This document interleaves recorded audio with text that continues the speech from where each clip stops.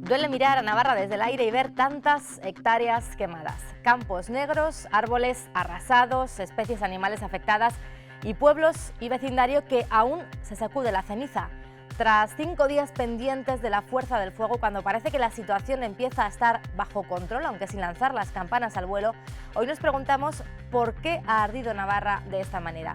Dice el Ejecutivo Foral que las causas son diversas. Lo cierto es que los expertos ya habían advertido de que se había generado el cóctel perfecto para la generación de incendios: temperaturas muy altas, rachas fuertes de viento y campos y montes secos. Más allá de lamentar y mucho lo sucedido, queremos esta noche poner el foco en qué hacer desde ahora mismo para evitar otro desastre como este de tan devastadoras consecuencias. Cambio climático, abandono del mundo rural o factor humano, algunas de las claves que vamos a analizar esta noche en El Dilema. ¿Qué tal? ¿Cómo están? Bienvenidas y bienvenidos a este dilema especial que hacemos esta noche sobre todo lo que ha sucedido estos últimos días en Navarra, más allá de analizar y de valorar cómo ha sido la respuesta y la gestión de esta oleada de incendios devastadora en nuestra comunidad. Lo que queremos es poner el foco en por qué ha sucedido esto, qué circunstancias se han dado en nuestra comunidad para que haya ardido de tal magnitud y que haya dejado unas consecuencias tan devastadoras en nuestra comunidad. Lo vamos a analizar y lo vamos a hacer con 4 personas que me acompañan esta noche y que les paso ya a presentar. Enrique Vaquero es investigador del Instituto de Biodiversidad y Medio Ambiente y profesor de la Facultad de Ciencias de la Universidad de Navarra. Bienvenido, Enrique, buenas noches. ¿Qué tal? Buenas noches. Nos acompaña también José Mari Martínez, que es el presidente de la UCAN, la Unión Cooperativa Agroalimentaria de Navarra. Bienvenido, José Mari. Hola, buenas noches. Está Juan Carlos Castillo con nosotros también, el presidente de la Federación Navarra de Municipios y Concejos. Juan Carlos, buenas noches y bienvenido. Buenas noches, gracias. Y también nos acompaña Juan Miguel Villarroel, gerente de Foresna, la Asociación Forestal de Navarra. Bienvenido y gracias. Buenas noches. Enseguida analizamos con ellos todo lo que ha sucedido, lo que puede seguir sucediendo y las causas de por qué ha pasado esto en nuestra comunidad. Lo primero de todo, vamos a escuchar la última valoración que hacía hoy el Ejecutivo Foral de cómo está ahora mismo la situación en nuestra comunidad. El vicepresidente del Gobierno de Navarra, Javier Remírez, ha hecho balance de la gestión de la emergencia por parte del Ejecutivo Foral. El Gobierno está muy satisfecho con la coordinación que ha existido, no solo intradepartamental dentro del Gobierno de Navarra, sino también con los dispositivos de otras administraciones y también con las entidades locales. Con el Plan Territorial de Protección Civil de Navarra desactivado, Remírez ha recalcado que la decisión de saltar directamente a nivel 2 estuvo justificada por... Había lógicamente una situación al mismo tiempo, varios focos a la vez, que activó el nivel 2. Por tanto, en ese sentido, creemos que se actuó de manera adecuada y coordinada. En cuanto a las causas de los incendios, las investigaciones continúan abiertas. Las causas pueden ser multifactoriales, como también se pueden estar evidenciando, pero como digo, preferimos esperar por un criterio de prudencia que evolucionen las investigaciones para ver realmente cuáles han sido las causas de los mismos.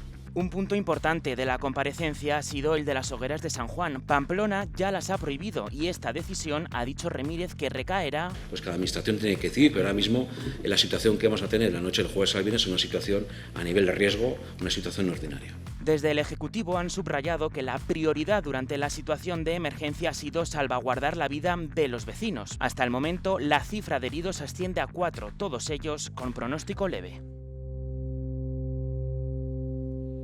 Pues seguimos muy pendientes de cómo pueden evolucionar las próximas horas, porque aunque parece que la situación está controlada, hemos aprendido estos últimos días que nada parece definitivo, al menos en cuanto a la naturaleza, en cuanto a lo que naturaleza hablamos. No es el motivo de este programa el analizar la gestión que ha hecho de este desastre el Ejecutivo Foral, pero sí que queremos plantearles también una pregunta que le hacía Roberto Cámara en el avance informativo que ofrecíamos este domingo en Navarra Televisión a la propia consejera de Desarrollo Rural, Itziar Gómez, y es que eran varias las personas que se preguntaban por qué en esta situación de tanto calor y tanta sequedad se habían permitido hacer las labores agrícolas. Eso es lo que contestaba la consejera. ¿Por qué, si estábamos en alerta roja, las labores agrícolas estaban permitidas? Bueno, yo creo que estábamos en alerta roja, pero hay diferentes niveles de emergencia y yo creo que todos tenemos claro, después de un episodio COVID como hemos tenido, que las restricciones o las limitaciones de actividad necesitan unos marcos legales de excepcionalidad que nos permitan prohibir, ¿no?, ciertas actividades. Creo que el propio consejero de Interior ha explicado que ese nivel 2, que es la activación precisamente del plan del Plan-TENA, el que nos permite esa activación, esa restricción y esa prohibición. De todas maneras, también quiero recordar que desde hace una semana se están haciendo recomendaciones directas y claras hacia el sector de unas conductas que yo creo que a todos con sentido común nos parecen las lógicas, ¿verdad? Que con estas temperaturas y con la sequedad de la tierra, yo creo que no es momento de salir al campo con maquinaria agrícola que puede generar riesgos de incendios. ¿Usted cree que esta situación se podría haber evitado? ¿Cuál? La de tener un triángulo imposible, que es temperaturas como las que hemos tenido esta semana, vientos y sequía, tierra seca. Yo creo que por parte del Gobierno se ha trabajado y hemos trabajado en la prevención y en las llamadas a la responsabilidad de la ciudadanía y a aquellos sectores que puedan tener una incidencia directa, y el Gobierno ha actuado en el marco, como digo, en el marco legal que le va permitiendo la excepcionalidad.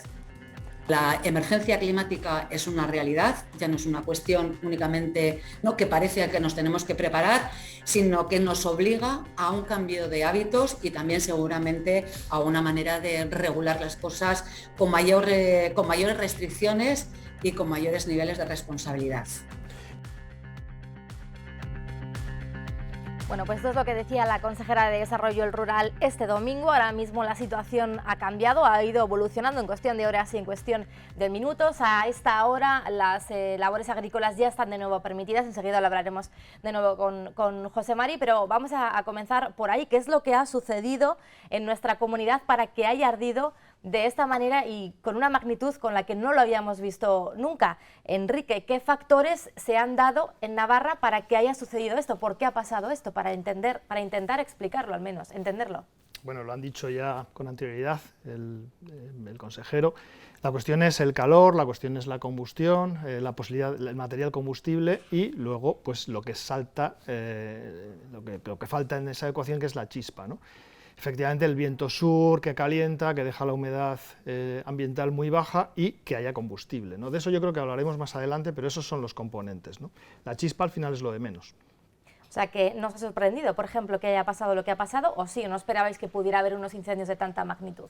Bueno, las alertas están para decir algo, y precisamente cuando hay una alerta es porque efectivamente las condiciones se están dando. Lo que pasa es que, claro, lo que no se espera es que haya tantos focos, ¿no? Quizá es lo que ha podido sorprender, ¿no? Al final, bueno, aquí en mi mesa me acompaña gente que va a poder hablar del tema también como yo, pues, desde Foresna y demás, pero desde luego, en lo que se refiere a las cuestiones ambientales, efectivamente teníamos el cóctel perfecto y bueno, pues al final es que se va a ir dando cada vez más este cóctel. Ahí es donde tenemos que trabajar, en que alguno de los factores de ese cóctel realmente podamos actuar con él. ¿Podemos actuar con el viento desde el sur? No. ¿Podemos actuar con una chispa? Seguramente no. Lo que tenemos que hacer es actuar con la gestión en hacer que no haya combustible o no esté de la manera en la que está ahora mismo en el monte ese combustible. Ya hablaremos de cuál es y demás. ¿De qué manera se puede actuar en ese sentido? Bueno, yo creo que para nosotros es evidente que hace falta una gestión en lo que son los montes, debido a una cuestión de cómo se ha desarrollado, cómo ha cambiado la sociedad en relación con lo que es la desaparición del mundo rural tal y como lo conocíamos. Había una gestión maravillosa por parte de la gente que vivía en las zonas rurales y el monte no estaba ni de lejos como está ahora. Hay una situación de cambio de cobertura forestal desde hace unos años, se ha plantado porque hacía falta plantar, era necesario cubrir el suelo, pero quizás ha faltado una gestión de manejar ese monte para que no se convirtiera en lo que ahora mismo tenemos, que es un combustible, pues con aclarar bosques, limitar una serie de zonas compactas, hacer limpieza en los cortafuegos, mucho más intensa que la que se está haciendo. Bueno, lo que estoy diciendo, hacer que no haya combustible en el monte. ¿Y qué factor juega en todo esto el cambio climático, o de qué manera? Bueno, ese es el que no es controlable a pequeña escala, ¿no? Lo que hace es que las condiciones climáticas de humedad, falta de lluvia, de humedad en el ambiente y también en el suelo y en la vegetación hayan bajado. Ahí está el componente del cambio climático. José Mari, desde esta tarde ya podéis volver al campo, podéis volver a trabajar, habéis sido sin duda protagonistas en estos incendios, tanto para bien como para mal, ¿no? Lo hemos comentado en numerosas ocasiones, algunos de estos focos se han podido provocar por alguna chispa que ha salido de alguna cosechadora. Le preguntaban a la consejera por qué estaban permitidas esas labores. ¿Qué respuesta darías tú?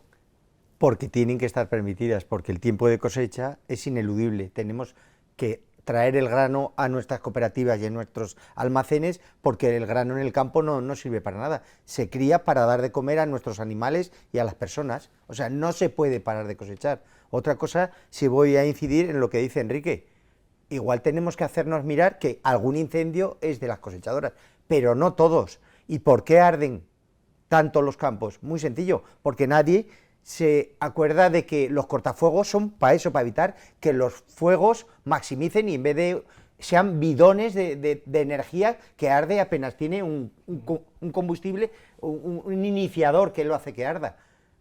No todos los incendios lo provocan las cosechadoras y no todos los culpables son solo los agricultores. Los agricultores, lo hemos visto en las imágenes, han estado dando el callo y poniendo sus tractores a disposición y ayudando a, entre comillas, a curar sus intereses, que somos los que vivimos en el medio ambiente. O sea, somos parte interesada en que esto no suceda. Desde luego que eso hay que poner en valor el trabajo que han hecho cientos de agricultores, ¿no? Que con sus tractores han intentado frenar lo máximo posible esos fuegos. ¿Habéis vuelto ya a trabajar esta tarde? ¿Qué tenéis que tener en cuenta o cómo lo tenéis que hacer?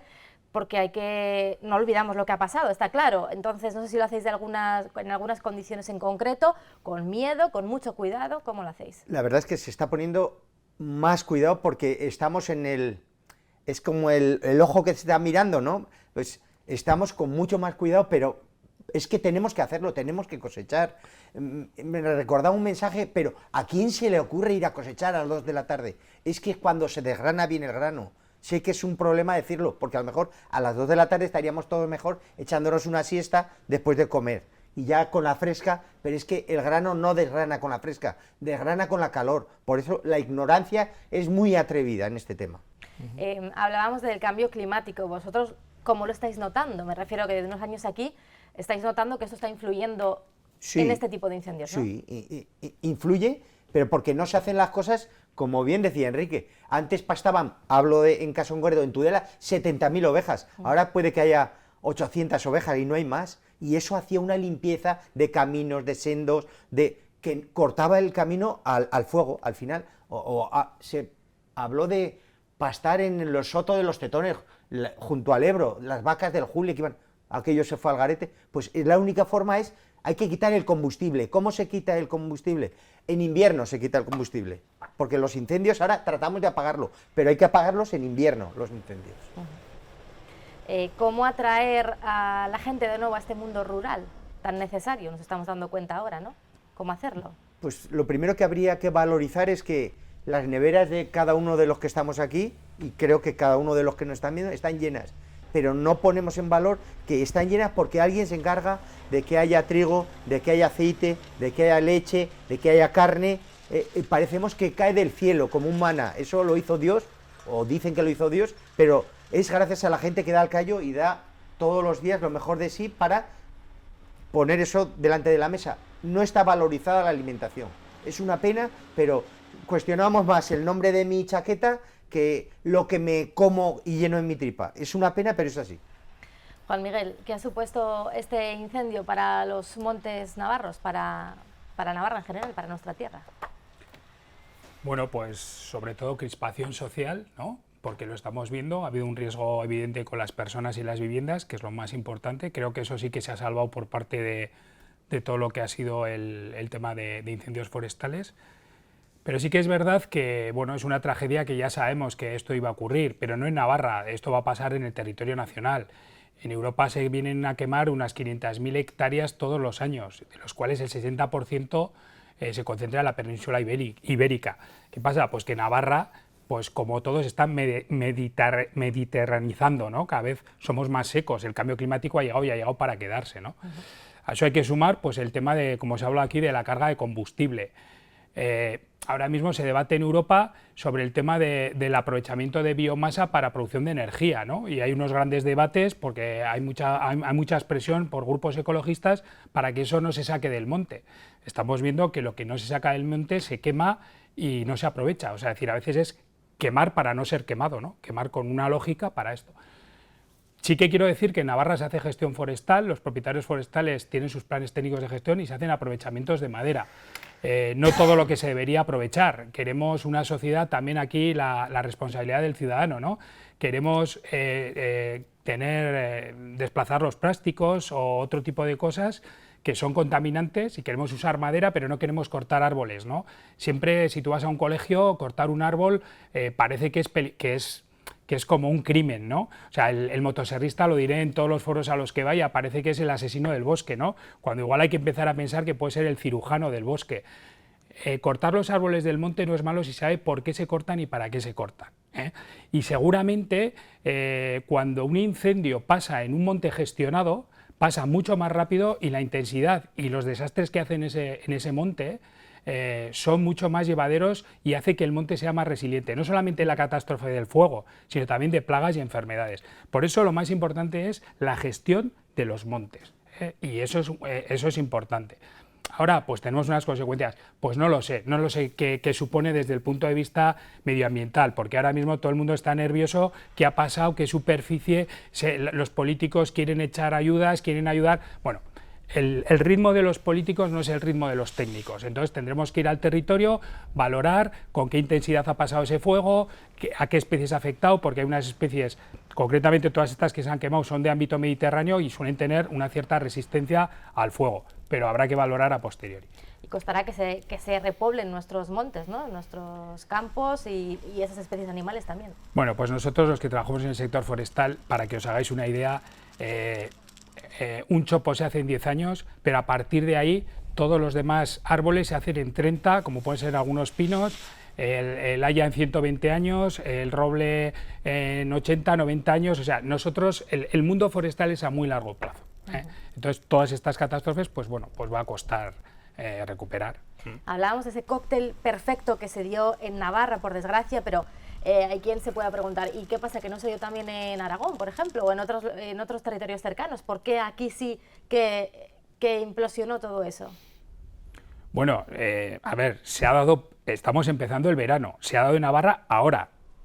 Ya recordaremos o tiraremos de hemeroteca de este programa al final del verano. Ya veremos qué pasa en Aragón, qué pasa en La Rioja, qué pasa en Euskadi. Bueno, dependerá viene un verano muy seco y ya veremos. Y la carga de combustible no solo es en Navarra, y aquí se hace gestión. Hay otras comunidades que no se hace gestión. En Castilla están que trinan porque también ahí no se ha hecho toda la gestión. O sea, que es una cosa que hay que trabajar. No olvidemos que nos hemos, como se ha dicho en esta mesa, hemos dado, digamos, la espalda al mundo rural. Entonces nos faltan pastores, nos faltan maderistas que saquen la madera, nos falta esa gente de antes, que ahora se está viendo que la labor que hacían en el territorio pues es fundamental y habrá que reinventar esos puestos de trabajo.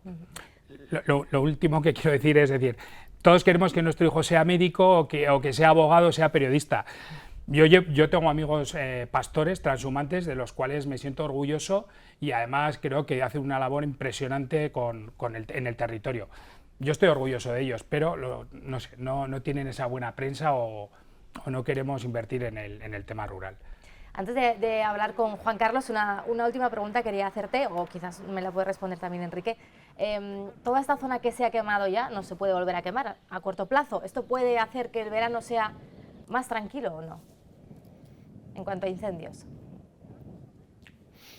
Bueno, lo que queda muchísimo combustible en el monte. O sea, claro, lo que se ha quemado ahora mismo, desde luego, no se va a volver a quemar, pero hay zonas exactamente iguales que las que se han quemado que efectivamente pueden ser pasto de las llamas en cualquier día. Mañana, cuando vuelva a meterse un poquito el bochorno, cuando vuelva a haber una baja humedad ambiental.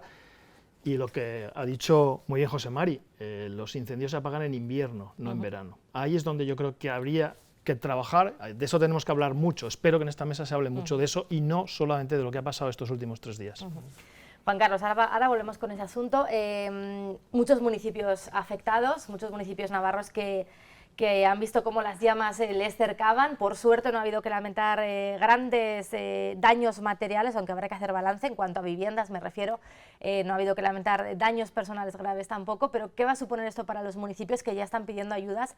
Porque sin duda el panorama es desolador, ¿no?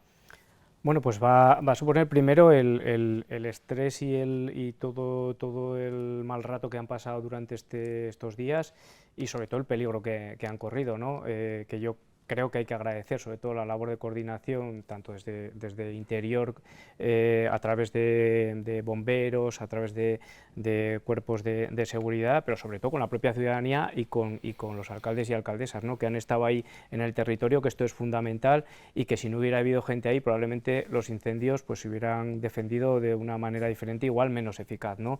Dicho esto, nosotros creemos que lo primero que hay que analizar es ese círculo de seguridad de los municipios, digamos esa franja de seguridad en la que hay que trabajar para que tengamos una defensa en todos los municipios y no haya que salir en el momento en que hay un incendio, y pueda haber una defensa mejor, por lo menos de lo que son los cascos urbanos y de las personas. También quiero enlazar un poco con lo que se viene comentando. Yo quiero utilizar una palabra que probablemente igual suena un poco rara, pero quiero utilizar la palabra de despoblación. O sea, despoblación resume perfectamente esa falta de atención al territorio, resume perfectamente esa falta de gestión en los montes, porque la gestión en los montes, aunque apoyado por el Gobierno de Navarra, la tenemos que hacer desde los municipios, y la tenemos que hacer los equipos que estamos en los municipios. Pero claro, llevamos aquí con un discurso las últimas décadas en el que parece que el triunfador es el que va a vivir a la ciudad y el que se queda en el pueblo es el perdedor, el fracasado, ¿no? Parece ser que ahora mismo pues aquellas actividades que se hacen con las manos, lo decían, pastoreo, agricultura, etcétera, parece ser que eso ya no es importante y no le damos la importancia que tiene ni lo valoramos suficientemente. Y bueno, pues creo que ahí debemos hacer una reflexión profunda, porque cuando hablamos de gestión de los montes hay que hablar de que tiene que haber también pues gente en el municipio que la lleve a cabo, porque si no, esto para un gobierno autonómico, primero no se llega igual y no hay medios para llevarlo a cabo, y conviene que haya una colaboración. Mira, nosotros en mi pueblo, en Peralta, tuvimos un incendio en el año 2010, se arrasaron 400 y pico hectáreas entre los términos de Falces y Peralta. Por cierto, no fue por una cosechadora, fue por una imprudencia, ¿no?, de los humanos, y tengo que decir que la recuperación de todo eso requiere de poner recursos, de poner interés y de hacerlo durante muchísimos años, y suscribo las palabras que venían diciendo ahora, porque lo estamos viendo nosotros en nuestro término, y de ir entresacando, de ir limpiando y de ir dejando pues unos pinares que de alguna manera tengan distancia entre pinos, haya cortafuegos, se pueda afrontar mejor la defensa cuando hay un incendio. Y ya termino pues con lo que se estaba hablando de las ovejas, ¿no?, del ganado de ovejas, que me parece que es importantísimo y que habrá que dar una vuelta pues para que no desaparezcan como están desapareciendo los rebaños, que además de no comerse pues mucha de la hierba, que luego genera más peligro todavía, además de eso están dejando de hacer más sostenible la agricultura, porque lo que no limpia la oveja lo tiene que limpiar el agricultor con sus propios medios, y eso encarece muchísimo el proceso, y además, según en la fecha en la que se haga, también metes maquinaria en una zona que puede ser peligrosa de cara a generar un incendio, pero es que si no se lo comen las ovejas, lo tienen que hacer los propios agricultores. Entonces, resumiendo, yo creo que hace falta gente en los territorios, hace falta gente que se pueda llevar, que pueda llevar a cabo esa gestión de los montes, y para eso hay que abordar también desde el punto de vista de la despoblación, que parece que es importante que se trabaje. ¿Y qué se están llevando a cabo políticas para combatir la despoblación, pero parece que no están funcionando, al menos de momento, o no lo suficiente, porque a todos nos gusta ir a pasar el día al pueblo, ¿no?, el fin de semana, pero no queremos quedarnos luego allí. ¿Qué pasa? ¿Qué hay que hacer para atraer a la gente a las localidades rurales? Lo primero, tendrá que haber unos servicios básicos. Esto es una cuestión de empatía, es muy sencillo, ¿eh? Para tú ir a vivir a un sitio, ¿qué necesitas? Necesitas una cercanía al servicio de salud, educativo, necesitas tener internet, necesitas tener unos servicios básicos mínimos que, si no los tienes, no te vas a plantear no solo no ir, sino que la gente joven que pueda haber ahí se va a plantear marcharse. O sea que tenemos que empezar igual por retener a la gente y que no se vaya, y luego por intentar atraer. Yo creo que la pandemia, si algo ha puesto de manifiesto, es que precisamente es hasta recomendable y conveniente vivir en los municipios.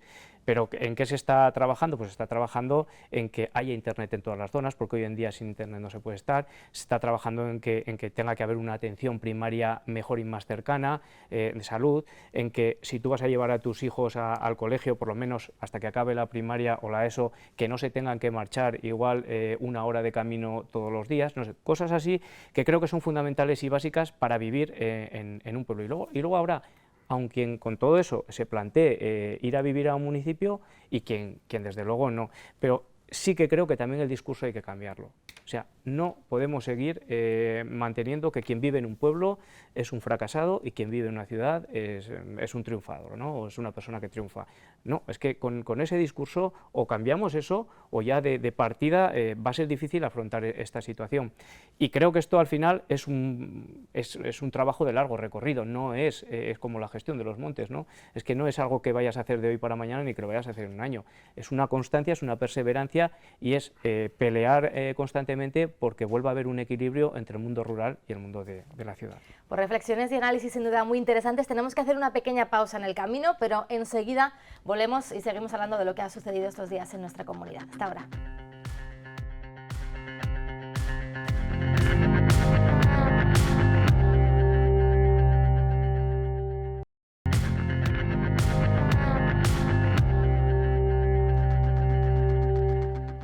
Estamos de vuelta en este dilema especial en el que estamos analizando lo sucedido estos últimos días en nuestra comunidad, que ha ardido entre diversos focos de incendios, y estamos intentando saber el por qué ha sucedido esto y sobre todo qué hay que hacer para que no vuelva a suceder. Y me lo decían tanto Enrique como José Mari, los incendios se apagan en invierno. ¿Por qué? ¿Qué hay que hacer en invierno que no se ha hecho hasta ahora?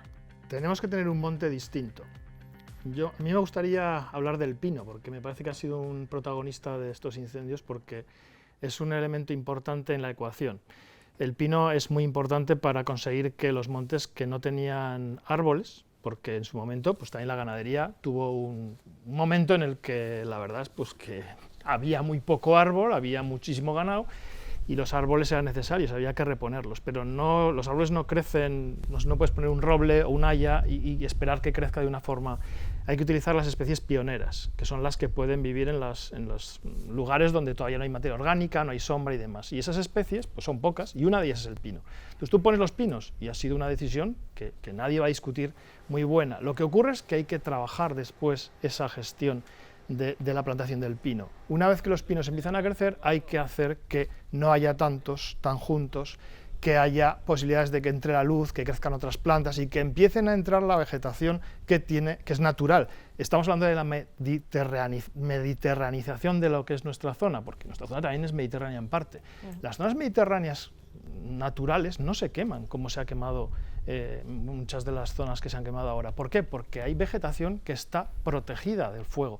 Protegida no quiere decir que no se queme, pero muchas veces pasa el fuego por encima de ellas y después de un año uno ni se da cuenta de que ha pasado el fuego. El pino es una especie pirófita, digamos que quiere quemarse, por eso tiene resina, por eso hay algunas especies de pino que tienen semillas que no nacen si no se queman. Es algo que la gente también tiene que conocer, ¿no? Entonces, bueno, es un elemento importante para regenerar el monte, pero hay que empezar a sacarlo del monte cuando tiene un determinado desarrollo y dejar que la vegetación natural se meta, y en ese momento en el que ha llegado la vegetación natural tenemos mucho menos peligro. Creo que con eso respondo a tu pregunta. Si ponemos el pino pero no hacemos otra cosa que dejarlo, entonces tenemos combustible en el monte. Sí. En esa línea estamos hablando, pues eso, al final da igual que sea pino o sea haya o lo que sea, se tiene que gestionar el monte. Claro, tú hablas pero del más pino, con el pino. Eso, pero tú hablas del pino Alepo, que es el que está en la ribera, que tiene un objetivo, pero luego tenemos el pino silvestre en el Pirineo. Y cuidado con el Pirineo, porque el Pirineo está muy seco y hay pinos de silvestre que ya se nota esa sequía, ¿no?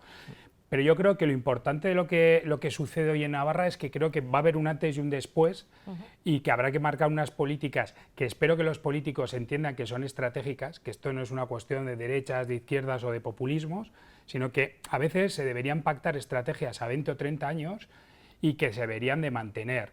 ¿Por qué? Pues porque igual estamos aquí, ha salido el tema del ganado, ¿no? Pues igual no hay que trabajar con ganaderos para que produzcan carne o leche, sino que sean como auténticas cuadrillas de limpiezas de bosque, como hacían antes los motosierristas o los desbrozadores, y pagar a ese agricultor porque limpien esos montes. Y hay estudios en las universidades sobre la influencia que hace el ganado, ¿no? Entonces, o también hay que poner en valor todo lo que ha pasado en esta extinción de incendios, ¿no? Igual se le ha restringido a muchos ciudadanos de los pueblos que actúen, porque entiendo que manejar 1000 efectivos, medios aéreos es complicado, y a veces entras a un pueblo y tienes que decir no hagáis nada, porque puede haber iluminados que hagan más mal que bien, pero también hay gente que es muy capaz de hacer cosas bien. Pues igual hay que hacer como hacen en Cataluña, brigadas de voluntarios, estar preparadas con unos teléfonos, una serie de cosas para que en un momento dado ese tipo de gente en concreto pueda movilizarse, ¿no? Pero esto nos pilla un poco, hemos estado muy relajados porque en Navarra hemos sido una comunidad que nuestros incendios han sido pequeños. El conato de Tafalla, que nos parecía increíble, el incendio del Vedado de Guaras, que parecía que se nos había quedado la Bardena, pero no eran importantes, ¿no? Y ahora aquí se ha juntado pues que son 10.000 hectáreas, como ha dicho el profesor Enrique, pues al final ha pasado en un momento tormenta perfecta, unas condiciones increíbles, un combustible, el oxígeno, y entonces ¿qué ha pasado? Pues que aquí un incendio, aquí el otro, empezó con Leire, luego entonces desbordamiento total, y a nivel nacional pues Castilla tenía el suyo, el otro, entonces claro, pues se ha juntado todo, ¿no? Entonces no hay ninguna mano oscura ni nada, o sea, decir, y bueno, pues entonces esto nos tiene que hacer y nos va a hacer reflexionar a los técnicos, a los políticos y a la propia sociedad, ¿eh? O sea, a la fuerza, ¿no? Porque está claro que, por desgracia, no parece que vaya a ser algo aislado y, como decimos, acabamos de comenzar el verano, o sea que nos quedan meses por delante complicados, ¿no? Sobre todo también para los que estáis en el campo, José Mari. Sí, la verdad que esto es una gestión que tiene que ser permanente, que no es flor de un día que se dice, esto tiene que ser un trabajo constante, porque no creo que ofenderá a nadie, pero la mayoría de los incendios la provocan los urbanitas que van al campo a hacerse la barbacoa. El 80% de los incendios, me he molestado en mirarlo, vamos a hacer unas costillas en el campo. Coño, perdón, hazlas en tu casa las costillas, que no te sabrán igual, le echas un trozo de ceniza y ya está. Los mayores incendiarios, la Renfe, los mayores incendiarios, entre todos tenemos que ser conscientes de que como el clima está cambiando, tendremos que cambiar nuestras actitudes. Todos, pero todos, ¿eh? Ya se hacían cortafuegos y los hemos abandonado. Tenemos que seguir limpiando los cortafuegos. Me da igual que sean con cuadrillas de ovejas que con cuadrillas de personas. Que tenemos que cuidar los montes si es que los queremos conservar. Es que la gestión no solamente es plantarlo. En el momento, no. Estamos hablando de apagar cuando esté el incendio, es una gestión, claro, Sí. es una gestión apagar. Lo que estamos diciendo de la gestión en invierno es no solamente qué haces en invierno, sino qué es lo que vas a proyectar, o sea, qué forma tienen las masas de bosque, si están unidas o no. Lo de los cortafuegos es una opción, pero tienes otras muchas, ¿no? Sí. Hay masas de bosque en Navarra que ahora mismo continuas y completamente compactas, pues que son un peligro tremendo. Entonces, ahí está el trabajo. Dice, igual resulta que hay que quitar árboles, lo de quitar árboles que hemos dicho que es importante, pues porque hay que conseguir que las masas estén perfectamente identificadas y luego las vamos transformando a algo que no se vaya a quemar. O sea, todas esas cosas hay que hacer, ¿no? Incluso para que tengáis una idea de lo que se puede llegar a hacer. Acaban de venir mis alumnos de California de estar en zonas donde hay incendios absolutamente monstruosos, Yellowstone, todas esas zonas, donde ahora hay incendios porque se ha abandonado una práctica que es la de los incendios controlados. Pasa lo mismo en Australia, pasa lo mismo en muchos sitios. Incluso esa es una herramienta de gestión, quemar para que no se queme. Eso es algo que se ha hecho porque el monte natural idílico que nunca se quema no existe. Los montes se han quemado siempre y cuando ha aparecido el hombre se han quemado más. Y para que no se quemaran tanto, el hombre ha aprendido a hacer una serie de gestiones, incluso quemar para que no haya combustible o no esté unidas las zonas que se puedan quemar. O sea, puede parecer sorprendente, pero realmente tenemos que plantearnos esas opciones. Él comentaba, antes hablábamos un poquito, el tema de lo que es los sembrados colindantes de los pueblos. Pues a lo mejor hay que hacer una estrategia que es lo primero que hay que cosechar, aunque cueste dinero, aunque haya que pasar ese grano por el secadero, porque tenemos la suerte de que ha habido incendios y se han quemado no sé cuántas miles de hectáreas, pero gracias a Dios no ha habido ninguna víctima humana, que eso es un valor para mí importantísimo, pero esas estrategias los municipios las pueden propiciar, porque es doloso ver imágenes como las que veíamos de San Martín de Uns, como cualquier galipienzo, como cualquier... Eso es doloso.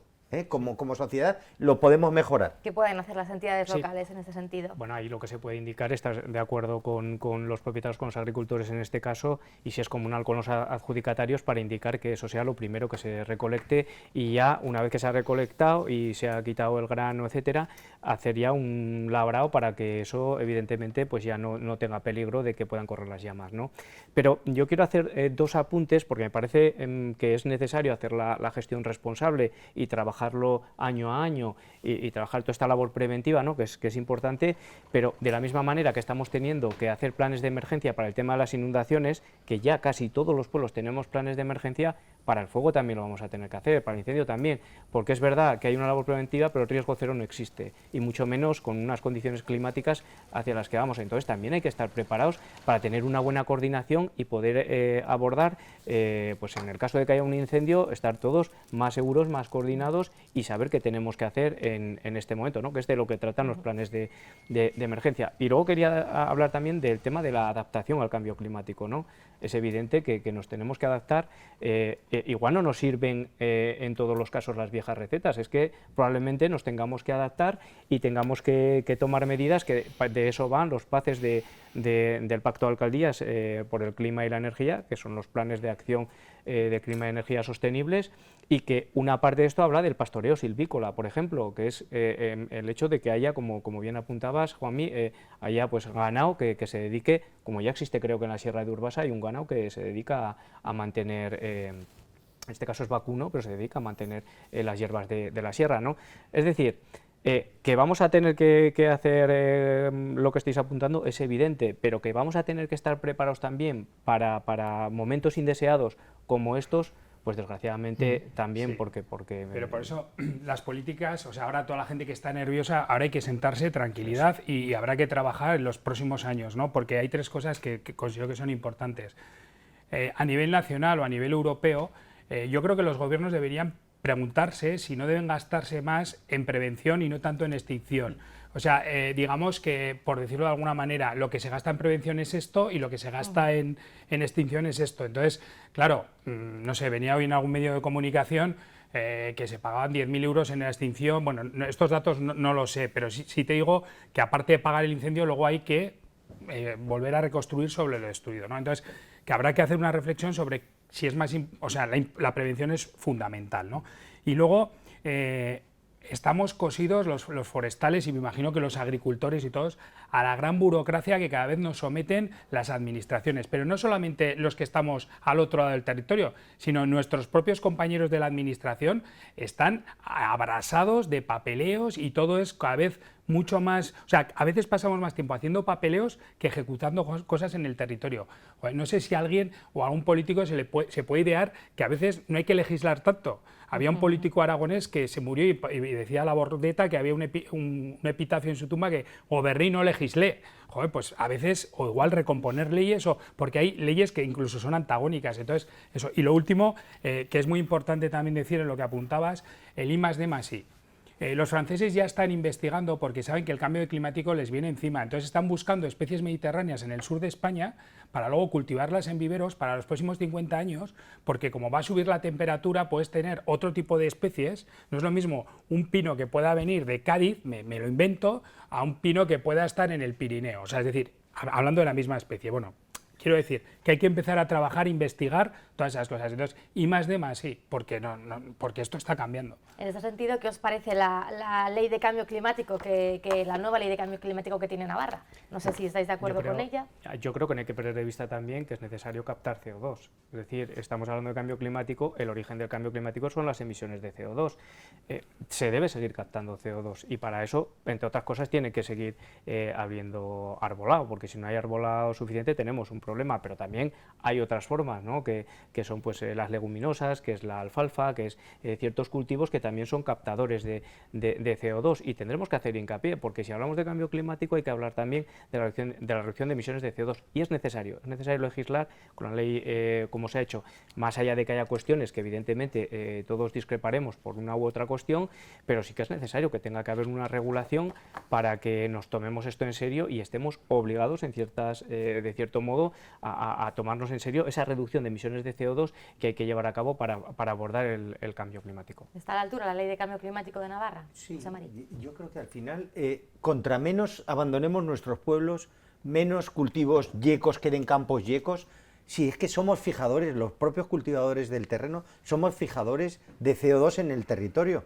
O sea, un cultivo yeco no fija nada, y sin embargo una alfalfa o un maíz o un guisante fija nitrógeno. O sea, fija CO2 en el suelo. No se pone en valor nunca nada de eso. Nada, como eso lo hace siempre, seguramente tenemos que ir a no sé qué país a comprar lo que voy a contaminar yo aquí. Es que manda narices, pudiendo hacer cosas aquí y ayudar a que la gente se pueda quedar a vivir en los pueblos y no estén los comunales yecos o las tierras baldías, que eso es lo peor que puede haber, porque alimentación necesitamos.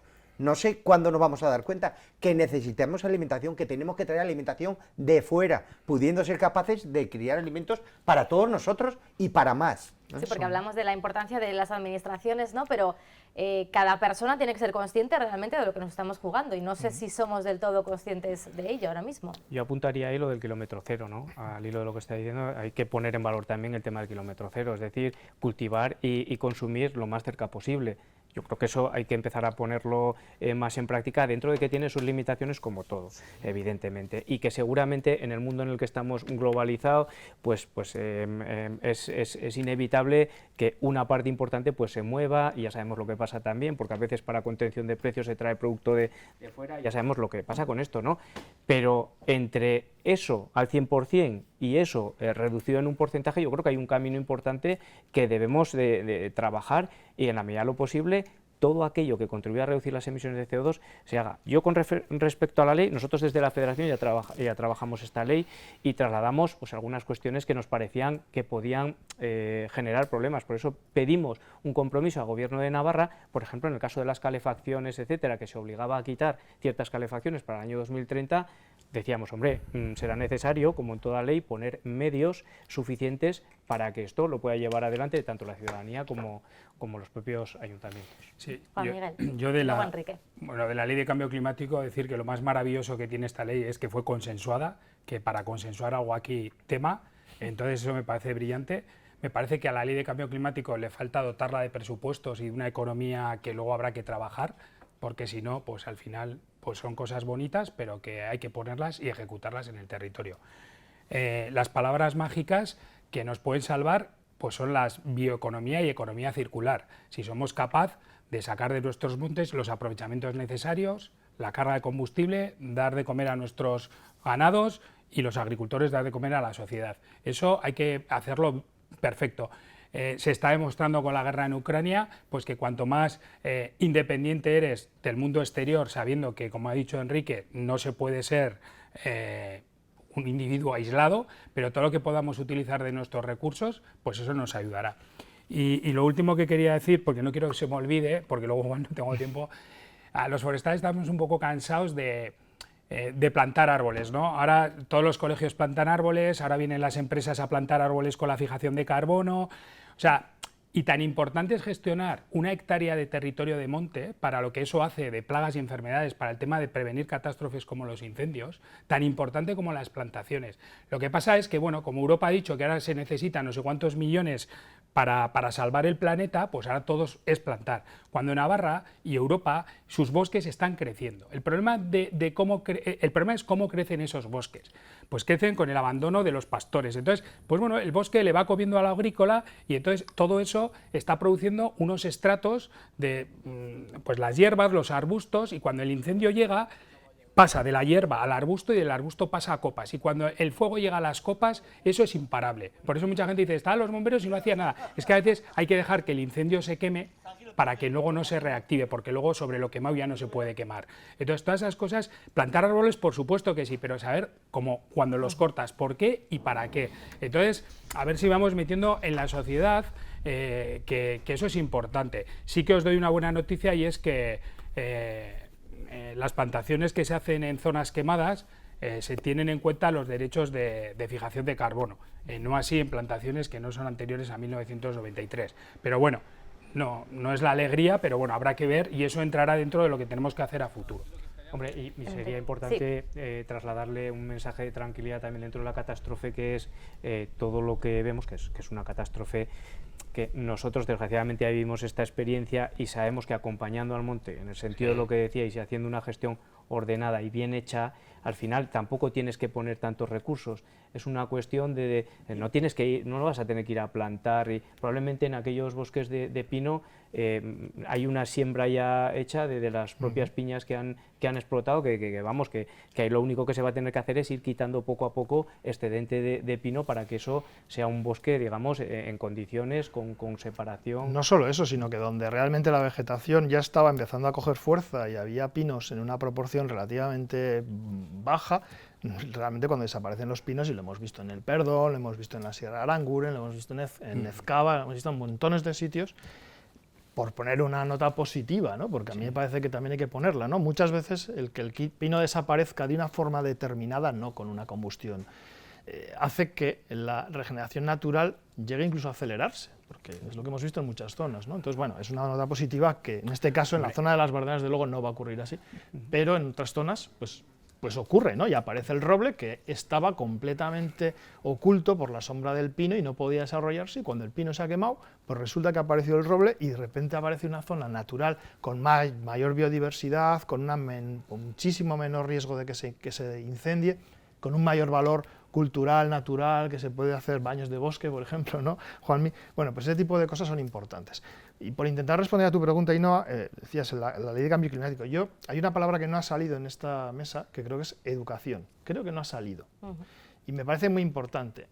Por ponerle un punto negativo, digamos, a la ley, me parece que no incide en esa cuestión, porque aquí la cuestión no es poner normas, vamos a hacer esto, vamos a poner recursos, vamos a poner dinero. No, creo que en el ámbito de la educación, tenemos la clave para que las personas consuman kilómetro cero, entiendan que hay una serie de actividades como la cosecha a las 2 de la tarde, es que no hay otra forma de hacerlo, porque si no lo que tenemos es al público encendido, y son espectadores, y no son espectadores sin más, son gente que tiene que contribuir a cambiar la sociedad, cambiar la forma en la que comen, cambiar la forma en la que se comportan en el medio ambiente, y eso creo que lo resume muy bien la palabra educación. Si trabajamos en educación, la ley de cambio climático hará mucho, pero si la educación de las personas, quizá guiadas por esas pautas que pueda dar la ley de cambio climático, va en la dirección correcta, iremos mejorando las condiciones a nuestro alrededor, naturales, sociales e incluso económicas, porque todas van unidas. Sí, está claro que es cosa de todos y de todas. Por eso decía yo que creo que no somos conscientes, ¿no?, todavía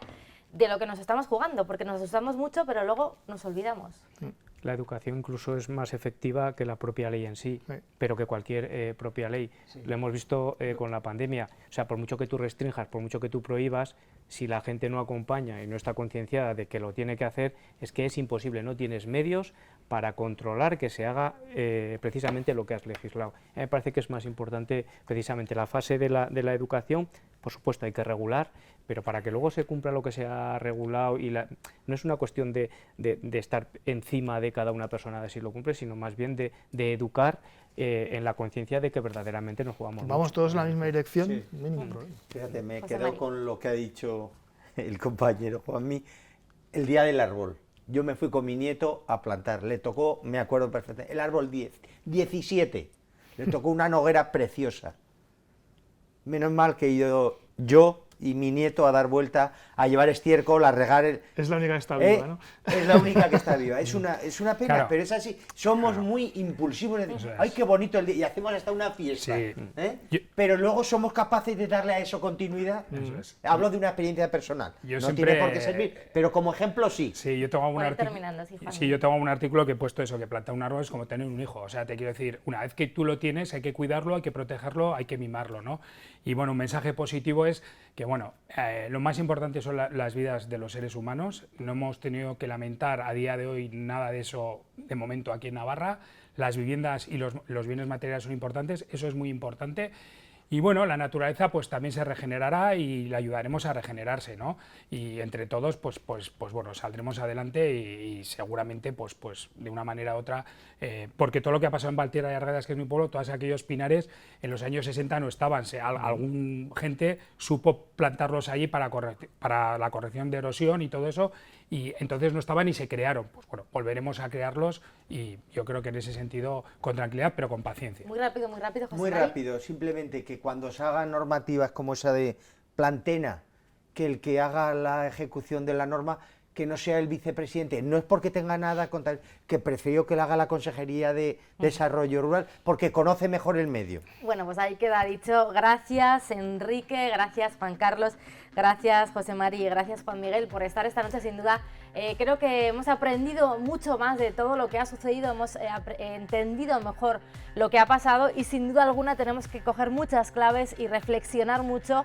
No solamente vale con asustarnos y llevarnos las manos a la cabeza, no tenemos que dejar nuestros pueblos y nuestros campos atrás ni mirar para otro lado, y el cambio climático está ya aquí, así que hagamos caso, por favor. Gracias. A ustedes también gracias. Hasta aquí este dilema, el último de la temporada. Que pasen un feliz verano y volveremos a vernos. Hasta pronto.